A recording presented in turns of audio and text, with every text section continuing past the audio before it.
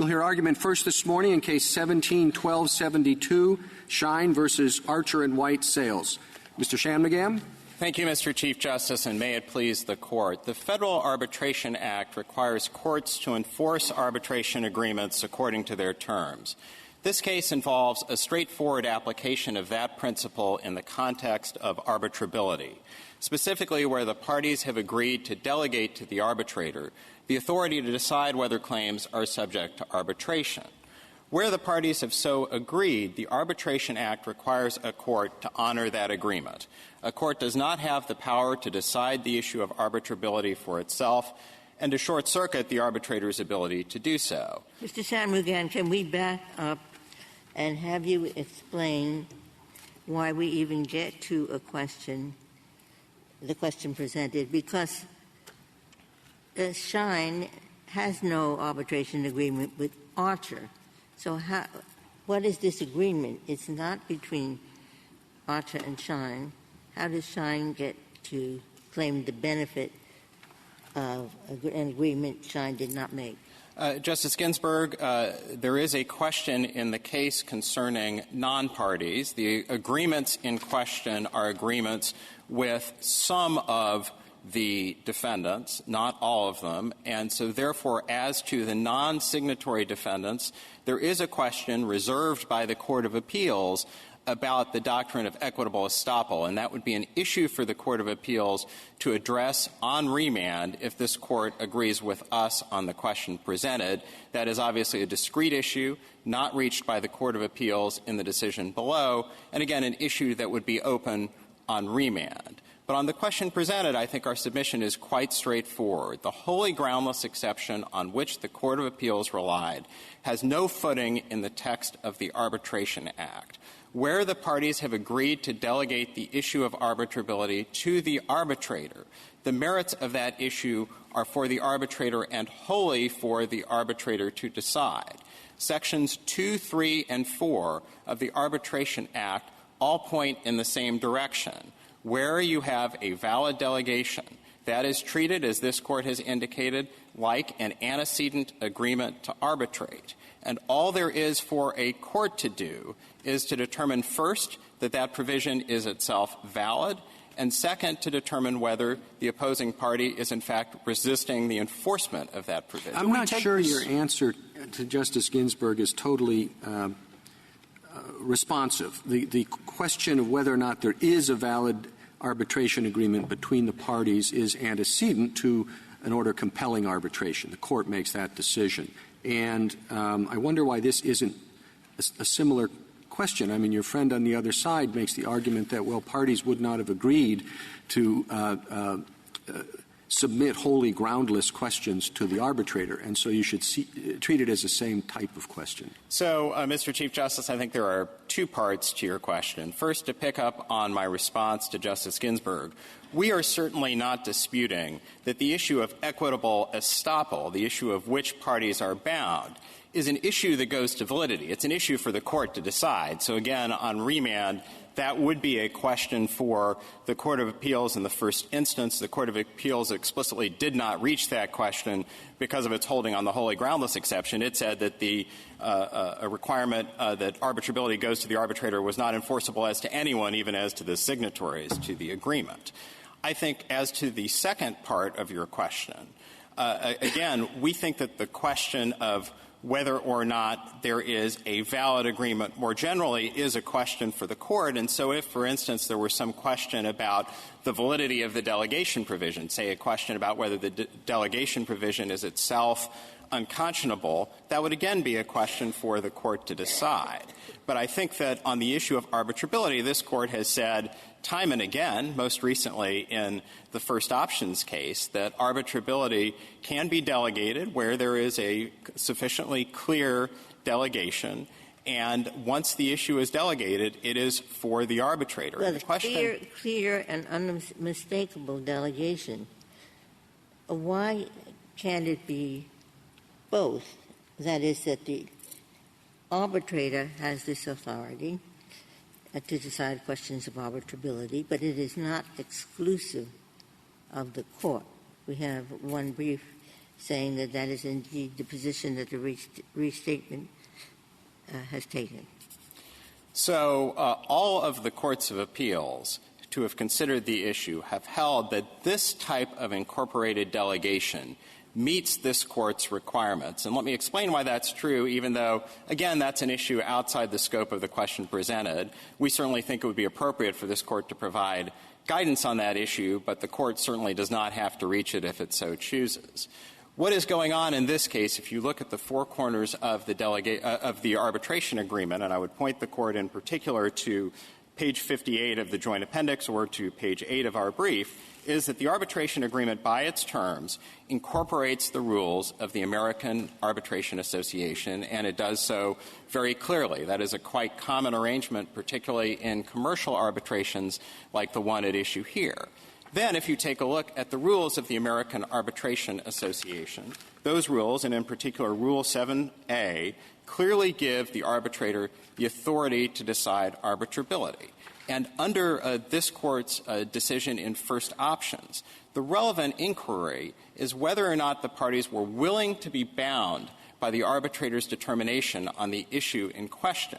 And so with all due respect to Professor Berman in his amicus brief, the position that he propounds has been rejected by every court of appeals to have considered this issue. And if the Court has any interest in this issue, I would refer the Court to the very thoughtful opinion of the Tenth Circuit in the Belknap case, which discusses this issue in some detail. Again, the Fifth Circuit in the decision under review ultimately did not decide that question. It did discuss that question, and I would respectfully submit that its discussion on that issue was somewhat confused. The Fifth Circuit seemed to think that because there was a substantive carve-out from the scope of arbitration here, that's the very carve-out that's in dispute for actions for injunctive relief, that somehow had a bearing on the validity of the delegation here. But I think with all due respect, the district court decided on alternative grounds. It wasn't the district court's first decision that this contract did not have a sufficiently clear and unmistakable delegation? Yes, that is correct. And the Fifth Circuit then discussed the issue but ultimately did not rest on it. And once again, this is a discrete question. It's outside the scope of the question presented. But I would respectfully submit that I think that the law on this issue is quite clear, and that in particular, to the extent that the district court discussed this issue, Justice Ginsburg, its reliance and Respondent's reliance on this substantive carve-out cannot be correct. In other words, the Respondent's submission below, and really I think Respondent's only submission on this issue, was that because there is a carve-out from the scope of arbitration, that somehow defeats the incorporation of the AAA rules, which provide that arbitrability can be decided by the arbitrator. But that is the very issue that the parties agreed for the arbitrator to decide, and I think it would improperly conflate the question of what is subject to arbitration with the question of who decides to say that that defeats arbitrability here. You just said the parties agreed to have the arbitrator decide this issue. Assume the facts of the Douglas case. Plaintiff or petitioner signed a arbitration agreement over an account, and the account was closed within a year, and years later sues the bank for some malfeasance by a lawyer who took money from a different account or something like it. I think I'm getting the facts of Douglas. And the court and the arbitrator there improperly assumes jurisdiction. There's been a delegation. What are the potential outs for the party who's now been stuck in an arbitration that legally is wholly groundless? The arbitrator made a mistake. So, Justice Sotomayor, let me address, both that and the related question of what remedies are available to the arbitrator and to the opposing party more generally in the event that a truly frivolous claim of arbitrability is raised. Exactly. I think to address your question directly first, I think in a case where an arbitrator reaches an improper conclusion on arbitrability, the remedies, if any, would be those provided for review of arbitral decisions more generally. And as this Court is well aware, there is a very live dispute in the lower courts about the extent to which courts can review the merits of arbitrators' decisions and whether they can be reviewed for a manifest disregard. That is an issue that this Court has left open, but I think that that would potentially be available, and lower courts have said that that is available where an arbitrator reaches a wildly incorrect decision on arbitrability. I think that to the extent that the other side points to the Douglas case as sort of the flagship example of a meritless claim of arbitrability being raised and the dangers of Basically, you're telling me, at least on the express terms of enforcing an arbitration award under the statute, there is no remedy for that Douglas party. Well, there is potentially review for manifest disregard. If we accept manifest disregard. Yes. We haven't done that yet. But which is to say... But there's no statutory provision under the Act. Which is to say that it's no different from review where an arbitrator reaches a wildly incorrect conclusion on the merits of an arbitral award. In other words, arbitrability is in the same bucket as any other issue that is properly remitted to the arbitrator. Review, if any, would be under Section 10 of the Arbitration Act. Do you think that it could be the arbitrator exceeding their powers? Well, it could be, and I think that if you look at the lower courts that have reviewed arbitrability determinations, some of them have located review in exceeds powers in Section 10A4, though even those courts have engaged in pretty deferential review. I think as a practical matter, it's basically the same review as manifest disregard review, and it certainly is not the sort of de novo review that Respondent seems to contemplate. Can you understand the common sense resistance to the idea that if a party has not agreed to arbitrate a particular issue because it's wholly groundless, there is no way that an arbitrator could, in good faith and without error, reach a conclusion that arbitration was agreed to? Seems counterintuitive to believe that we're sending a party to arbitration to potentially go through the expense of arbitration when something's wholly groundless, and then potentially not to have an avenue of relief when it comes to enforcing the arbitration award. Justice That's Sotomayor. why, I'm sorry, that's why I think one of the amici said the courts are not understanding that at the core this is always about, have you agreed to arbitrate an issue? And if you haven't, you shouldn't be forced to. Justice Sotomayor, I'm sorry to have interrupted, but 2 points in response to that. First, I think it's important, to the extent that we're talking about the party's intent, to recognize that the parties intended for the arbitrator to decide arbitrability. There was no carve-out, explicit or implicit, for wholly groundless claims, which is to say that whereas here you have a dispute of this variety, you have one party saying that the claim of arbitrability is wholly groundless. You have the other party saying not only is it not wholly groundless, we believe we have a valid argument about the construction of the carve-out. The parties agreed to have the arbitrator be the decision-maker, and I don't think, with all due respect to Respondent who faints in this direction, that there's any way to reform the incorporated delegation here to create a carve-out for wholly groundless claims, to say that the parties somehow implicitly agreed that the arbitrator would decide arbitrability unless the claim was somehow wholly groundless, or that there would be some preliminary determination by the district court. Well, why is that, Mr. SHANMUGAM? I mean, if you look at first options is a case where we said we're not going to treat these delegation clauses in exactly the same way as we treat other clauses. And there was an idea that people don't really think about the question of who decides, and so we're going to hold parties to this higher standard, the clear and unmistakable intent standard.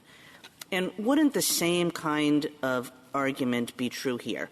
That the parties never really considered who was going to decide these groundless claims of arbitrability, or maybe if they did consider it, they would have thought, that it was a pretty strange system to send it to an arbitrator just so that the arbitrator could send it back to the court. So that we are going to say that there's a special rule in interpreting these kinds of clauses. Justice Kagan, there is obviously an interpretive rule that requires clear and unmistakable evidence that the parties intended to delegate the issue. But I would respectfully submit that once you have that evidence, that rule falls out of the equation. And again, why do you have the evidence? When the model case is this court's rent-a-car decision, and then the clause said the arbitrator, not the court, has exclusive authority. And here we are missing both the arbitrator to the exclusion of the court and the arbitrator has exclusive authority. It's nothing like that. I think, Justice Ginsburg, if you take a look at page 946 of this Court's opinion in first options, it focuses on the willingness of the party to be bound by the arbitrator's decision. And I think with all due respect, we have that here. And I think that what you cannot do, I would respectfully submit, is to say that the parties implicitly countenanced a regime where the district court would make a preliminary determination. With respect, Justice Kagan, I think your question assumes that the claim of arbitrability is wholly groundless. That is the very merits dispute between the parties. We believe that we have that the claims at issue are arbitrable, and Respondent disagrees with that. And once that is true, this is a merits issue for the arbitrator to decide. What's wholly groundless? What's wholly groundless? Is he saying what's wholly groundless is the claim that arbitrability is to be decided by the arbitrator? No, it's the claim that these substantive claims are subject to arbitration. And that is an issue on which the magistrate judge disagreed. The magistrate judge concluded that we had a plausible construction of this agreement. Okay, so you say step one. Is there clear and unmistakable evidence that an arbitrator is to decide whether a particular matter X is arbitrable? Is that right? Yes. And step two, the answer to the first question is yes. They did decide that clearly and unmistakably. And now we see why not send it to them? Or where it's totally groundless, we still won't send it to them. That's this case, right? That is the regime that Respondent is advocating here. Yes. And I would like to say a little bit about why we I have a question about it. Sure. You say, when you get to step two, once we're there, now there is no wholly groundless exception. Go send it to the arbitrator. Is that right? That is correct. Okay. Now, suppose it's really weird. I mean, you want to say no exception at all? He says, my claim here is a Martian told me to do it. Okay? Are you saying no matter what, even if he has to read the word yes in the contract to mean no, never, under no circumstances, is there no exception no matter what? Yes, and picking up on Yes, no exception no matter what. There is no exception no matter what, but there are remedies available where a party makes a truly frivolous claim. What? First, it is agreed that the arbitrator has the ability to impose a wide range of sanctions on a party that is making a frivolous argument. Those sanctions are comparable to the sanctions that a court can impose in litigation. And it may also be true. The arbitrator, by the way, loves Martians. Well, so what they're worried about is that they're going to get a bad decision on this ridiculous But going claim. back to the very early days, or the relatively early days of this Court's FAA jurisprudence, this Court made clear in Shearson and Lehman that we presume that arbitrators are fair, impartial decision makers. Well, they may or may not love Martians, but do you think it's fair to say that they love arbitration? So they're not probably very much inclined to sanction parties who bring arbitrable disputes to them?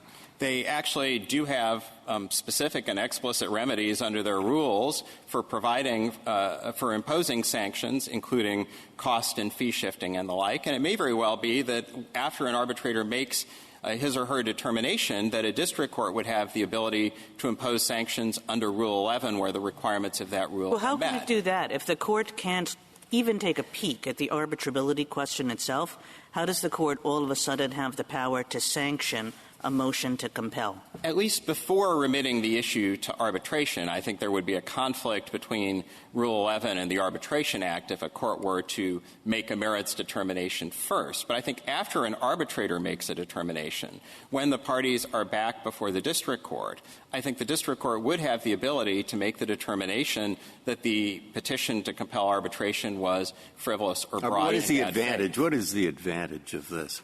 Because remember step one. Step one is we have to decide, we're a court, we have to decide whether there is a clear and unmistakable commitment to have this kind of matter decided in arbitration. Now, kind of matter. Now, you would have thought if you really have a Martian case, the judge would have found some way not to send it. And he would have said, kind of matter.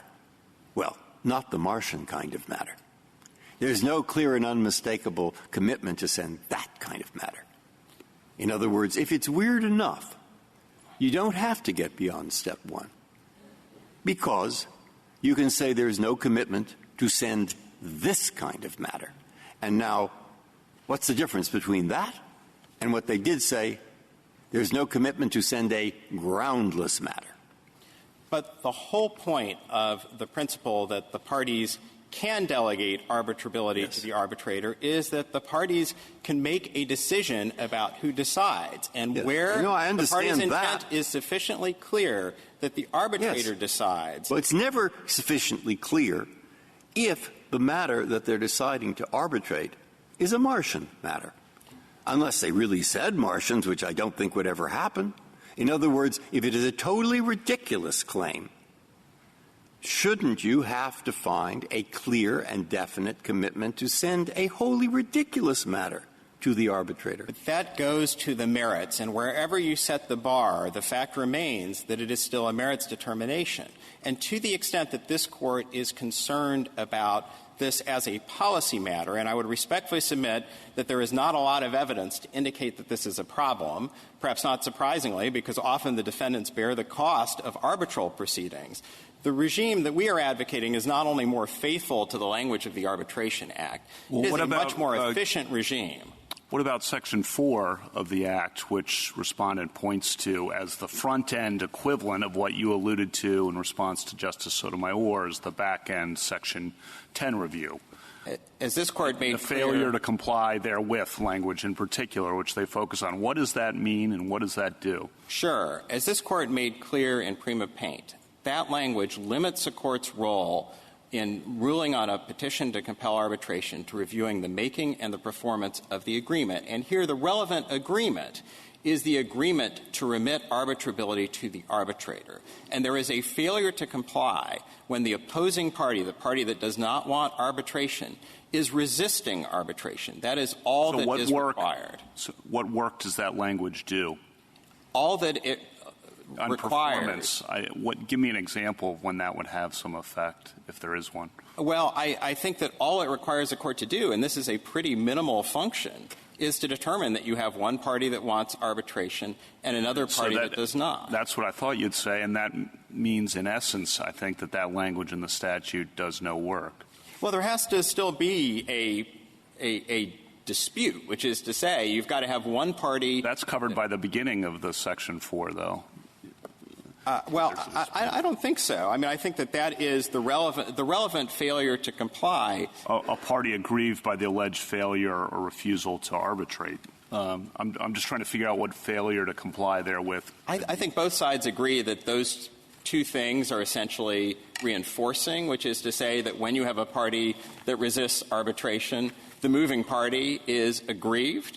And I think that Respondent recognizes in a footnote in its brief that aggrieved does no independent work beyond that. But I do think that the regime that we're advocating is a more efficient regime precisely because under Respondent's regime, a district court is supposedly making this threshold determination on whether or not the claim of arbitrability is wholly groundless. If a district court concludes that the claim is not wholly groundless, presumably the issue would then go to the arbitrator to make a plenary determination on that issue. And if the district court determines that the claim is wholly groundless, there will be appeals as of right immediately under Section 16 of the Arbitration Act. And that will lead to the very inefficiency that we see in this case. This case is certainly an outlier because it has taken so long. But we are now 6 years down the road still litigating the issue of arbitrability. Oh, but that was the court's, the court to decide whether the motion was for the magistrate judge to reconsider or for the district court to review. That explains 3 of the 6 years of the delay, Justice Ginsburg, but I really don't think it can be reasonably disputed that if the issue of arbitrability had gone to the arbitrator in the first instance, as it should have, that we probably would be entirely done with this case. And, of course, our fundamental submission is that there is simply no footing in the text of the Arbitration Act for this exception. To the extent that the Court has questions about the delegation in this case, that is a discrete question that the Court need not reach here. And so we submit that on the question presented, the answer is quite simple. The FAA does not permit this exception, and therefore the judgment should be vacated. I'll reserve the balance of my time for rebuttal. Thank you, counsel. Mr. Geyser? Thank you, Mr. Chief Justice, and may it please the Court. Petitioner's position is at odds with the FAA's plain language and the party's obvious intent. Under Section 4 of the Federal... Your position is contrary to rent-to-center. I don't believe so, Your Honor. So explain it to me, because I think rent-to-center said that that language is limited to, was there an agreement between the parties, and was there a delegation? And if there is, don't look to the merits. I don't see how determining whether something is wholly groundless is anything but a merits determination. Well, Your Honor, it's what type of merits determination. Section 4's plain text authorizes the courts and, in fact, instructs them to have a gatekeeping function in looking at the merits of whether there's a failure to comply with the arbitration agreement. It says nothing at all about the failure to file a legitimate claim on the merits. So it draws a textual... I'm sorry. Was there an agreement? There was an agreement. But Rent-A-Center, again, what they were talking about in that case is they're saying that if the underlying merits is frivolous, the underlying merits of the case, the actual lawsuit. The Rent-A-Center didn't say that at all. Rent-A-Center said don't look at the merits at all. It didn't carve out a particular form of the merits. Well, I don't think Rent-A-Center, though, was saying that if there's only one possible outcome, then you should send it to the arbitrator anyway. And, in fact, that would be inconsistent with what this Court did in Stolt-Nielsen. In Stolt-Nielsen, the parties expressly agreed that the arbitrator would decide if there's class arbitration. And the Court said the arbitrator applied the wrong analysis. And it did not send the case back to the arbitrator to do again. It said there was only one possible outcome, and so proceeded to decide the issue on its own. And that's consistent with general legal principles. If there is an absolutely futile claim, it makes absolutely no sense, there's no conceivable possibility that the arbitrator will say that this case belongs in arbitration. There's not a bona fide dispute.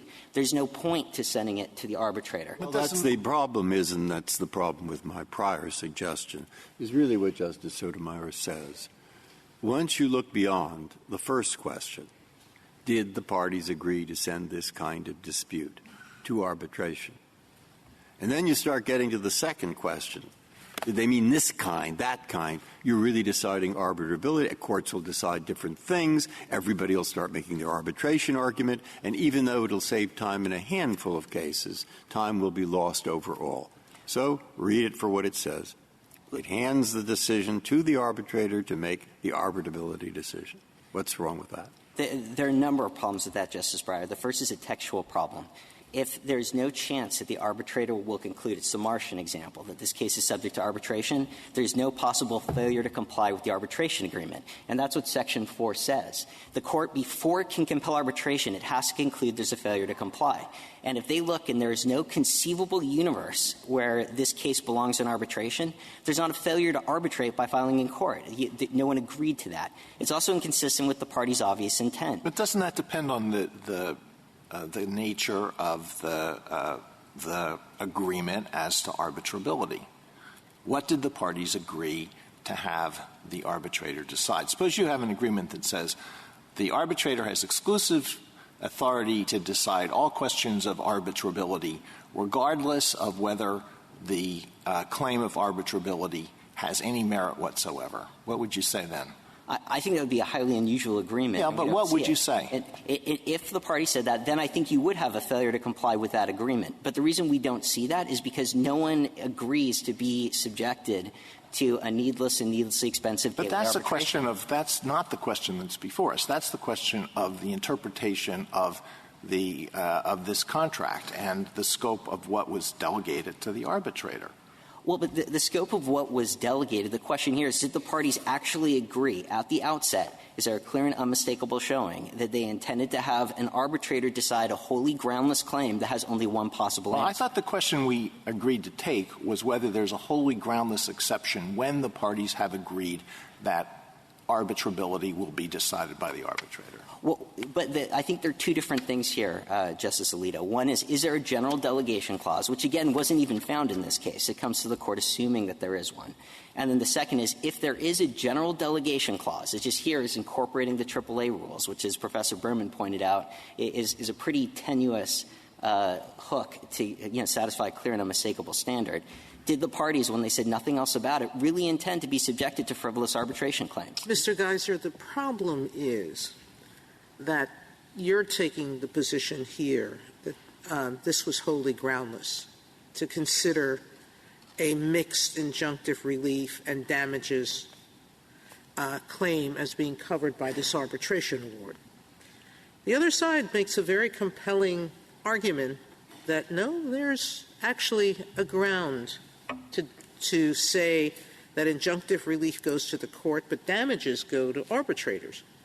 And when we have mixed claims, most courts will either send the matter to arbitration and stay the injunctive relief until the arbitration's over. If they determine that both can go simultaneously, they do it. But there are plenty of cases with mixed questions that courts handle all the time. My difficulty is that I don't know where to draw that line. I don't know where what's wholly frivolous to you may not be to someone else. And if there's been a true delegation, why shouldn't that go to the arbitrator? Don't go to the facts of this case. Let's assume a clear delegation, because I know you're making arguments about the ABA, but we didn't grant cert on that. I agree. Let's assume a clear delegation, but let's also assume a completely frivolous, baseless, maybe even abusive claim. No. Are you claiming, because you're arguing that this case is wholly groundless, because that's the ground that arbitration was not ordered by the court below. This is the quintessential case where most of these cases are on the margin. And I've actually gone and had the library do research. The number of wholly groundless cases is very small. So, mistakes are made even by judges. So the fact that the 4 or 5 arbitrators who make a mistake, I don't know if that's statistically different than judges making mistakes. Your Honor, the wholly groundless doctrine is a very modest inquiry. All you need to do to satisfy, in respect to my friend, it is not asking the court to decide the arbitrability determination. It's asking them to decide, is there a dispute over arbitrability, a bona fide dispute? But the court has to decide wholly groundless. So where do you draw the line between merely incorrect, groundless, wholly groundless? Good question. I think where the line is drawn is the way the courts of appeals have drawn it. Is there a bona fide dispute? If a court cannot identify any plausible or legitimate argument, it can be exceedingly weak. Then it goes to the arbitrator because that's what the parties agree. That's my problem in this case. Well, but again, my friend, though... It may be extremely weak, and I'm not sure that's true, but...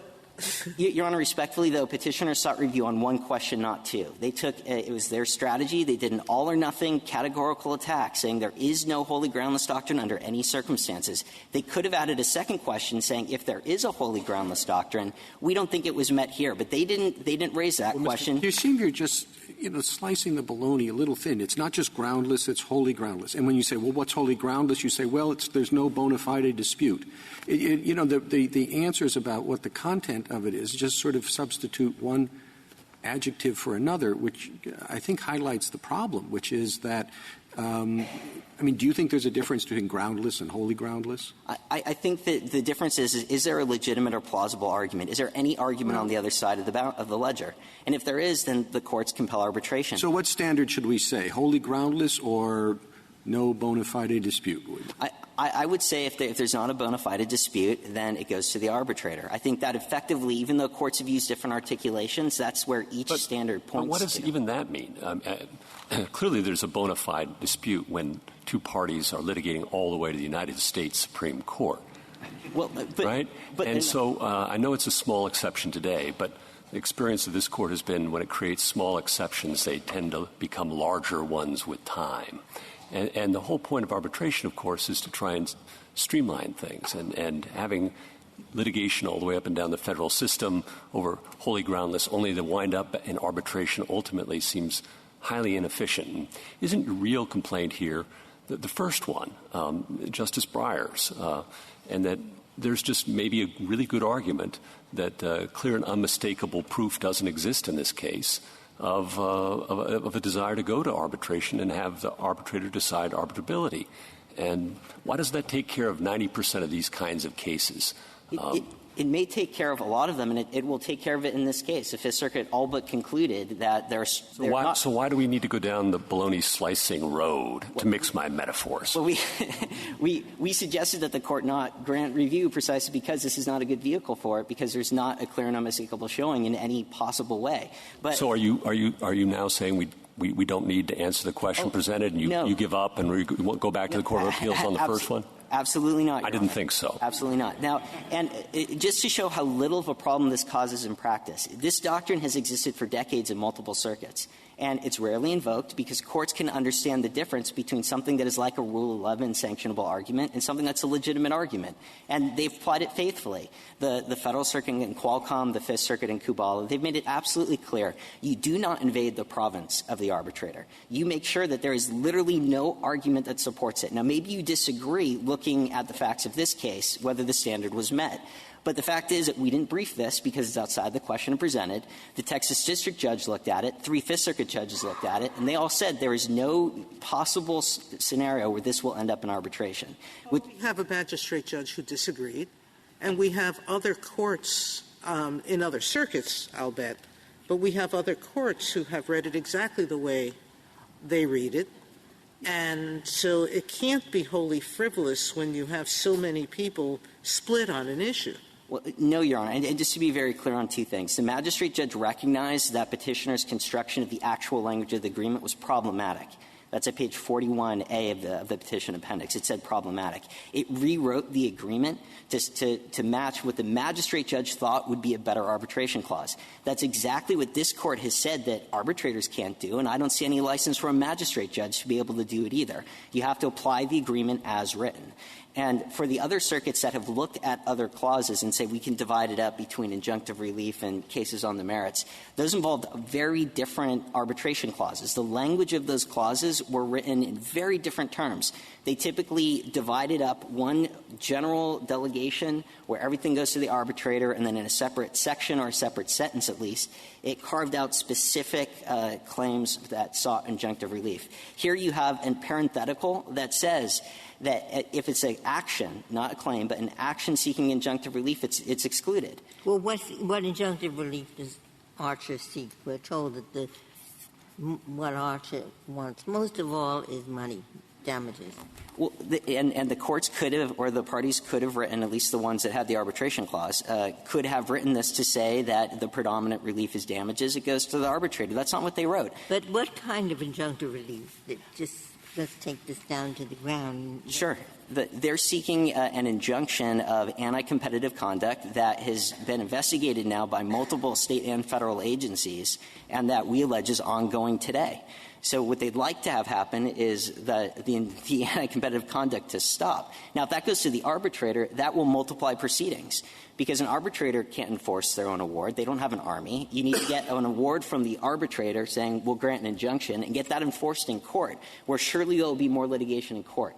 So it makes perfectly good sense that parties thinking in advance that they might need injunctive relief that would not want to include to arbitration an action seeking injunctive relief.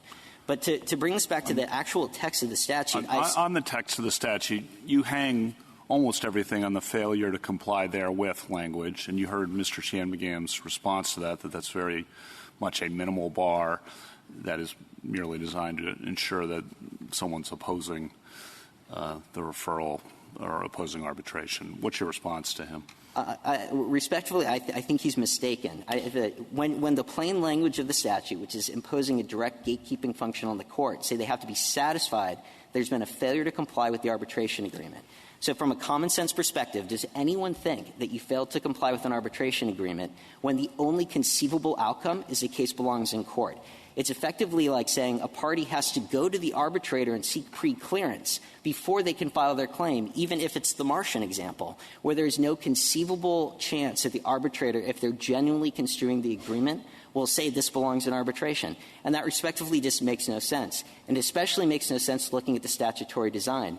Congress under Section 10, and we do think Section 10 provides a back-end safeguard here, that if an arbitrator takes the Martian case and they absolutely exceed their powers, they've adjudicated a dispute that the parties did not grant authority for the arbitrator to resolve, that would be an excess of authority. It makes no sense when Congress has that specific substantive check on the back end. They've authorized the same judges to read the same agreement and make the same wholly groundless type determination that they say, let's just do it on the back end and not on the front end before we can save this huge and colossal waste of time and resources. Just follow me here is that Professor Berman, I thought, was writing an amicus brief on your side, which says there isn't a clear and unmistakable commitment to arbitration. But is that issue in front of us? I think it's assumed in this case that there is, even though there is. So we'd say that point he might be a good point, but that's not in the case. So it's not in the case that there is whether there is a clear and unmistakable arbitration. It's not in the case whether this was wholly groundless. And we're taking this case assuming that there is such a thing as the unmistakable and assuming also that it is wholly groundless. Then is there an exception for the wholly groundless? So I'm not making an argument. I just want to be sure I'm right. That is, in fact, what the Court, I believe, is doing. And we would warmly... Pretty theoretical, and that's an argument. We would warmly invite a dig if the Court would like to dig the case. But at the same time, though, we do think there is, in fact, a wholly groundless doctrine, just as there has been one for decades in the lower courts without any meaningful frustration of legitimate rights to arbitrate. Mr. Geyser, can I go back to Justice Kavanaugh's textual question? Because when I stare at this language, the failure to comply therewith language, it seems to me I can read it two ways, neither of which is yours. So the first way is Mr. Schein-McGam's minimalist way, doesn't mean very much of anything at all.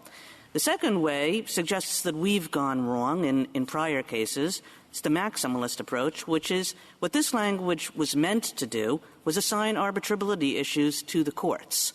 But we've pretty much we've gone by that understanding of the language. What I can't understand is how you can read the language to create this halfway house position.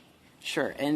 And Justice Kagan, first of all, I do think that actually the most faithful interpretation of this text is that it does assign to the courts the responsibility to decide the gateway issue. But that ship has somewhat sailed. You can't do that. But I'm sorry? Keep going. The ship has sailed. We're agreeing that the ship has sailed. But I do think, though, just if you read the language sensibly, both looking at the actual text and looking at Section 10, understanding that there will be this review on the back end, it only makes sense to say that there's not a failure to comply with an arbitration agreement if what the parties agreed is that if there's a legitimate dispute, there's a bona fide dispute, it goes to the arbitrator. If there's not a bona fide dispute, then there's no failure to comply by filing it in court. And I do think that you can't read that into the language of an ordinary agreement. Looking at all the contracts and all the cases that came up in this, I didn't see a single example where people said, we'll have a delegation provision, but no frivolous claims or no sham allegations. No one writes that into an agreement because it's presumed. But you seem to agree with Justice Kagan, I think, that the statute doesn't, most naturally read, create a wholly groundless exception with that language. It may have suggested the court should decide questions of arbitrability. So the court's rejected that. So why create I guess I'm repeating Justice Kagan's question, but why create this new thing out of language that was not designed to do that.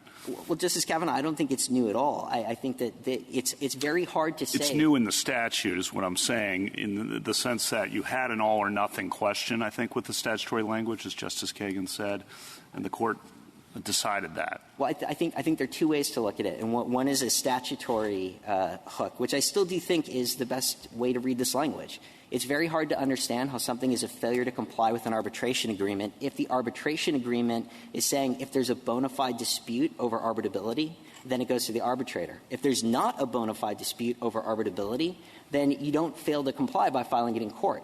So it is, in fact, I think the wholly groundless doctrine that it's tapping on an intuition that's already there. It's just giving this language some sort of reading that makes sense and that's consistent with the party's intent. But that goes, again, to the interpretation of the delegation of arbitrability. As I understand your argument, you're saying that implicit in any provision of a contract that says arbitrability is for the arbitrator, there's the exception for this type of dispute.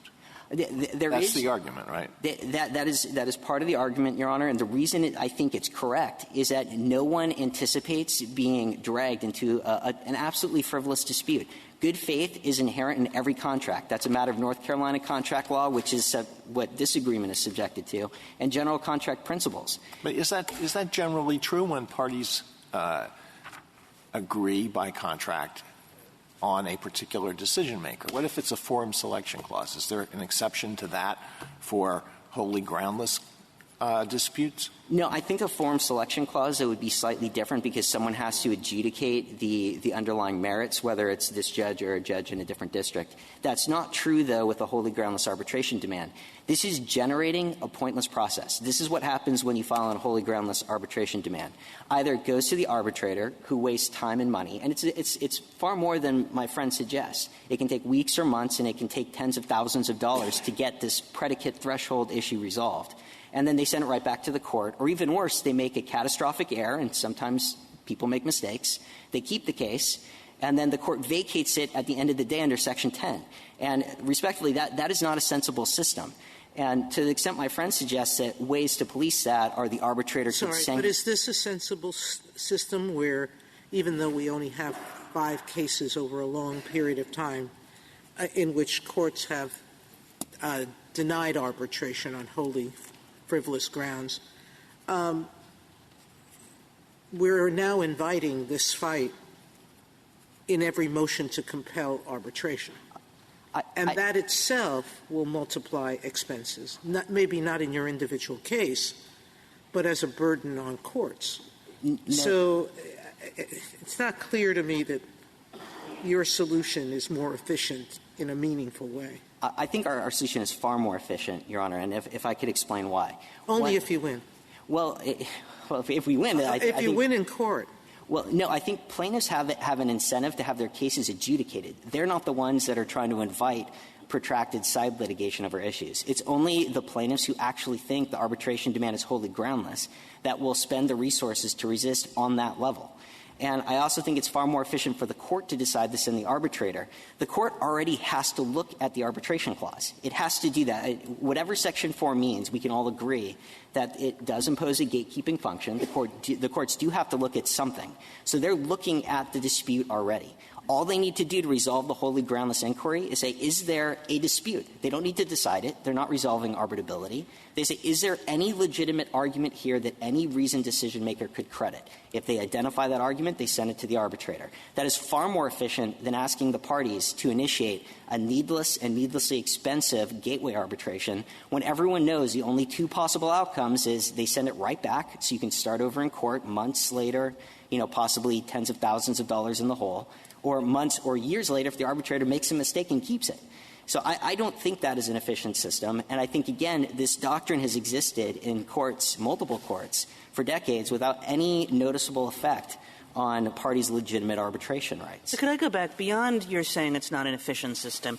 Are you saying essentially that the basis for this rule is that we don't believe that a delegation clause includes this, that we don't believe that the parties intended for a general delegation clause to include these kinds of groundless questions? Is that basically the idea? That is it's a contractual idea.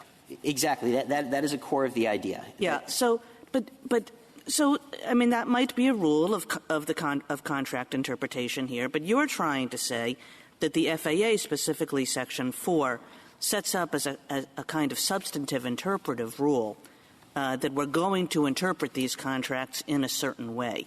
And that seems like a strange thing for us to think about the FAA. Oh, I don't think that's strange at all, Your Honor. In First Options and in Oxford or in Stolt-Nielsen, the Court specifically says that it crafts interpretive rules in the setting to match the party's likely intent. So if the Court thinks that when parties are silent about what do you do with a wholly groundless, frivolous dispute, and again, if the doctrine, this is an all-or-nothing challenge to it, so the Court has to think, what about the truly frivolous arbitration demand? And I think it's perfectly sensible to say that parties did not agree to have non-bona fide disputes sent to an arbitrator. I don't think that's an unreasonable proposition. Again, I have not seen a single contract that says we reserve wholly frivolous, abusive arbitration demands. Well, but you phrase it that way, but you could phrase it differently. What if there's a party that has historically not done well in court, and whatever comes up, they say, I don't want a court to do it, I want an arbitrator to do it. What's wrong with that? I think if the party is as clear and unmistakable in saying that even if the dispute has absolutely no conceivable merit and everyone knows it's going to be back in court whether the parties like it or not, then if they make that sufficiently clear, then debatably there's a failure under Section 4. There's a work contract, lawyer, labor. One of them says, I'll tell you what I want arbitrated. Who owns Crimea? Okay, what's the judge supposed to do? The contract has nothing to do with this. So what's the judge supposed to do?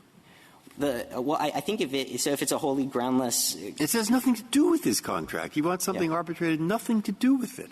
I think the answer, if the Court looks at it and says there's nothing for the arbitrator to do, then there's not a failure to comply by not filing an arbitration demand. Okay, so that's the basis of this groundless business. Okay, so he has this. I have the same question. Okay. So I think, and that's also consistent just with general litigation norms. My friend suggests effectively that the FAA carves an exception to Rule 11 principles, and I don't see that anywhere in the text of the FAA. On the contrary, this Court construes the FAA as creating sort of an equal treatment rule. All arbitration agreements are treated just the same as any other agreement. And normally when a party files a frivolous and abusive claim in court, they're sanctioned. They don't win. And I don't think it makes any sense to say that someone can file a frivolous claim, then you reward the claim, you send it to the arbitrator, and then after the arbitrator gets done saying, yeah, that was frivolous, then you sanction them under Rule 11. That's not if we don't accept your argument, can you tell us there are many, many open questions in this case, right? There are many open questions in this case. So that the Fifth Circuit didn't decide. That's correct. It comes to the Court where the Fifth Circuit it almost decided. It explained why Petitioners' argument that there is a delegation clause was wrong, but then didn't actually enter a holding on that, which, again, is why we think that, in a way, this is an academic decision in this particular case. Again, it's outside the question presented, so we didn't brief the substance of that. It's not academic because our answer has a consequence.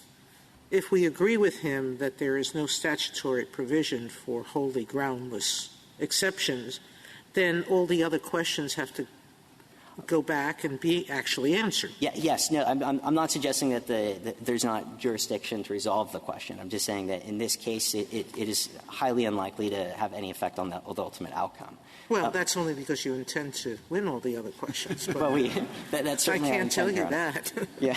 But again, though, the way it comes to the Court is it's saying is even for the most frivolous and abusive arbitration demand imaginable, if there is a delegation clause, are the courts actually powerless where their only option is to send it to the arbitrator where they already know the answer? And that's inconsistent with what this Court did in Stolt-Nielsen.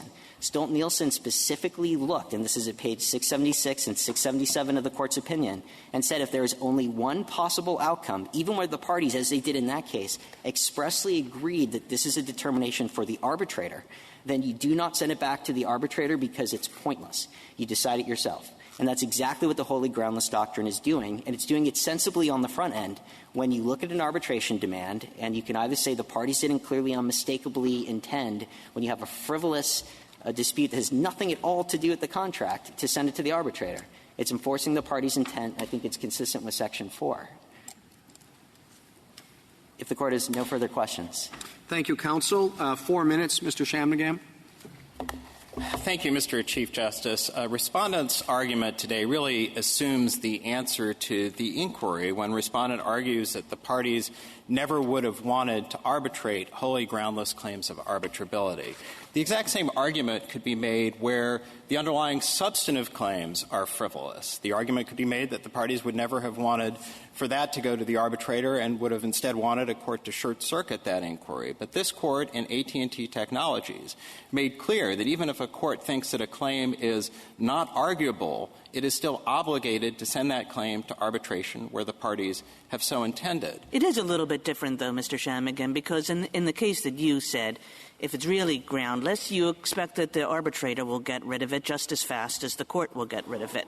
What makes this case a little bit different from that is that here all the arbitrator is going to do is to send it back to the court. And you might think, well, what sense does that make?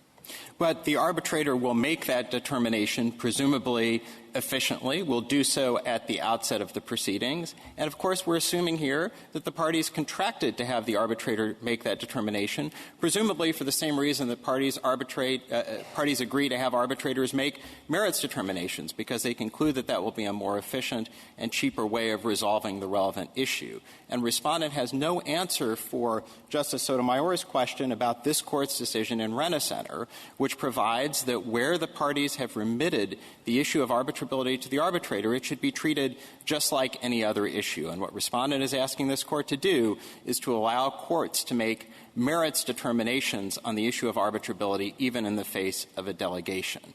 And that brings me, for sake of argument only, hypothetically, that we disagree with you. There in fact can be a wholly groundless ground, pardon the pun. Do you lose under your question presented? Assuming that I thought, again, presuming only, that you had an arguable claim.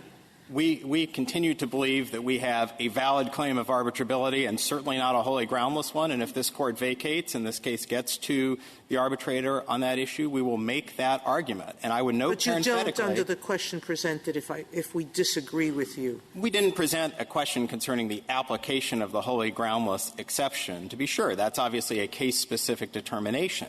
But I do think that this case illustrates the danger of the wholly groundless exception. There would be a dangerous pliability to that standard regardless of what words this Court puts on a page. And this case illustrates that. And so in addition to the inefficiency of this standard, I would point to that pliability as reasons why this Court, as a policy matter, should not adopt this exception, an exception that, as you point out, Justice Sotomayor, has been applied in only a very small number of cases since the Federal Circuit of all people first recognized this exception about a decade ago.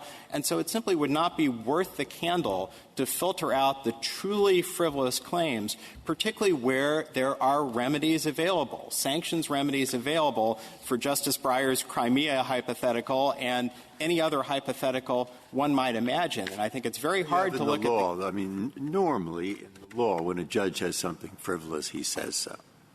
So you have your thing on the one side. It's like a forum selection clause. But on the other side is a natural reluctance when you have something absolutely frivolous not to say.